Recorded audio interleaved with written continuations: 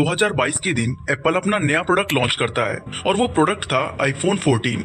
Apple का ये latest iPhone last year के 13 मॉडल से काफी ज्यादा सिमिलर है, जिसमें मुश्किल से ही कोई अपग्रेड नोटिस होता है।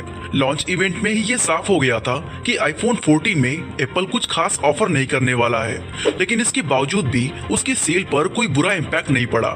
इनफैक्ट हमेशा की तरह इस बार भी पूरी दुनिया में लोग एप्पल स्टोर के बाहर रात भर लंबी लंबी लाइन लगाकर खड़े रहे।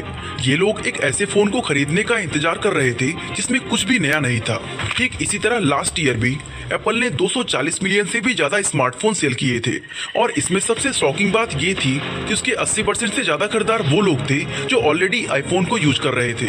तो आखिर एप्पल ऐसा क्या कर रहा है कि बिना कुछ खास ऑफर किए भी उसके कस्टमर्स घटने की बजाय बढ़ते ही जा रहे हैं? दोस्तों, ये क्वेश्चन हम सबके मन में कभी ना कभी आया ही होगा। तो आपको बता दें, इसके पीछे की मेन वजह एप्पल की एक गंदी पॉलिसी है जिसे इकोनॉमिक्स की दुनिया में प्लान्ड ऑब्सोलेसेंस कहा जाता है। अब ये प्लान्ड ऑब्सोलेसेंस है क्या और इससे एप्पल अपने यूजर्स को नया आईफोन परचेज करने के लिए किस तरह से फोर्स करता है, चलो इस सब के बारे में डिटेल से जानते हैं। दोस्तों, अगर हम देखें तो केवल एप्पल ही नहीं बल्कि दुनिया की ऑलमोस्ट सभी बड़ी बड़ी कंपनीज लगभग सेम स्ट्रेटजी को फॉलो करती हैं। जहां छोटे बिजनेसमैन इस चीज पर फोकस करते हैं कि उनके नए नए कस्टमर्स बन सके, वहीं बिग ब्रांड्स का टारगेट वो लोग होते हैं जो पहले से ही उनका प्रोडक्ट यूज कर रहे होते हैं। अब प्रोडक्ट को खरीदने के लिए कस्टमर्स के पास एक स्ट्रॉन्ग रीजन तो होना ही चाहिए। आखिर वो कस्टमर बार बार एक जैसी चीज को क्यों खरीदेगा? तो दोस्तों, इसके पीछे कई सारे फैक्टर्स हैं जो आज की नहीं बल्कि एक सदियों पुरानी स्ट्रेटजी पर काम करते हैं, और वो स्ट्रेटजी है प्लान्ड ऑब्सोलेसेंस। इसका मतलब होता है जानबूझकर ऐसे खराब क्वालिटी के प्रोडक्ट्स बनाना जो कम समय में ही खराब हो जाए या फिर जिन्हें जल्दी जल्दी बदलने की जरूरत पड़े। अब दोस्तों, अगर हम आज के टाइम में देखें तो दुनिया में हर साल करीब 1.5 बिलियन स्मार्टफोन सेल होते हैं, और जानते हैं इसकी वजह क्या है?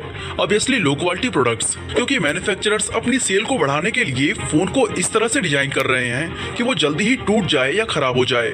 आज फोन्स में इतने डिफरेंट डिजाइन ऑप्शंस अवेलेबल कराए जा रहे हैं कि लोग उनकी ओर ज्यादा अट्रैक्ट हो सके, और डैमेज्ड फोन का रिपेयर कॉस्ट इतना हाई हो जाए कि लोग एक नया मॉडल खरीदना ज्यादा पसंद करें। इसके अलावा कंपनीज स्मार्टफोन की बैटरी, स्क्रीन, कैमरा और सॉफ्टवेयर को ऐसा डिजाइन कर रही हैं कि वो रफली 18 महीने तक ही अच्छी तरह परफॉर्म कर पाते हैं। दोस्तों, आपको भी लगता होगा कि ये काम सिर्फ वो चीप चाइनीज ब्रांड्स ही करते होंगे और एप्पल अपने कस्टमर्स के साथ ऐसा कभी नहीं करेगा, लेकिन सच्चाई यही है कि इस लिस्ट में एप्पल का नाम भी शामिल है, और ये बात साबित भी हो चुकी है कि वो अपने पुराने फोन को सॉफ्टवेयर अपडेट्स के जरिए स्लो कर दे रहा है।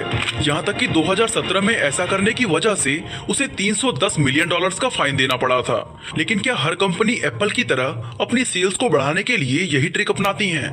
ऐसा बिल्कुल नहीं है, बल्कि जिस कंपनी के प्रोडक्ट ज्यादा ड्यूरेबल होते हैं वो दूसरे ट्रिक्स अपनाती हैं। सेम यही स्ट्रेटजी आज एप्पल और दूसरे स्मार्टफोन मैन्युफैक्चरर्स भी फॉलो कर रहे हैं। ये कंपनियां बड़ी ही चालाकी से नए कलर और डिजाइन के साथ हर साल अपने नए स्मार्टफोन लॉन्च कर देती हैं, जो एक्चुअली पुराने मॉडल से कुछ खास अलग या स्पेशल नहीं होते हैं, लेकिन फिर भी लोग खुद को अपडेटेड रखने, शो ऑफ करने और अपना स्टेटस मेंटेन करने के लिए इन नए मॉडल्स को खरीद लेते हैं। और दोस्तों, इस मामले में एप्पल का नाम सबसे ऊपर आता है, जो साल 2011 से हर साल सितंबर के महीने में एक बहुत बड़े इवेंट के जरिए एक नया आईफोन लॉन्च करता है, और हर बार उसका प्रॉमिस होता है द बेस्ट आईफोन एवर।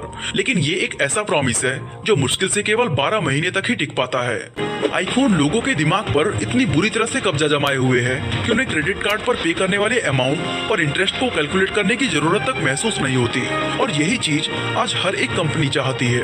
आज बहुत सारे लोगों का मानना है कि ये प्लान्ड ऑब्सोलेसेंस कंज्यूमर्स के लिए वाकई में अनफेयर है। लेकिन दोस्तों, आपको बता दें कि इसके कुछ फायदे भी हैं, क्योंकि जब कंपनीज ज्यादा रेवेन्यू जनरेट करती हैं तो ये देश की इकोनॉमी के लिए फायदेमंद भी होता है। साथ ही कंपनियां जब तरक्की करती हैं तो उनसे लाखों नए जॉब्स क्रिएट होते हैं। इस तरह देखा जाए तो प्लान्ड ऑब्सोलेसेंस के थोड़े बहुत फायदे भी हैं, लेकिन इन फायदों की वजह से इसकी डार्क साइड को नजरअंदाज नहीं किया जा सकता। दोस्तों, अगर हम बल्ब के एग्जाम्पल पर वापस जाएं तो कैलिफोर्निया के फायर स्टेशन में एक ऐसा बल्ब लगा है जो पिछले 120 सालों से खराब नहीं हुआ है, और इस बल्ब को 19th सेंचुरी के टेक्नोलॉजी से बनाया गया था। इसलिए अगर आपका पुराने मॉडल का फोन अच्छे से वर्क कर रहा है और फिर भी उसे अपग्रेड करने का विचार आए तो एक बार इस बल्ब के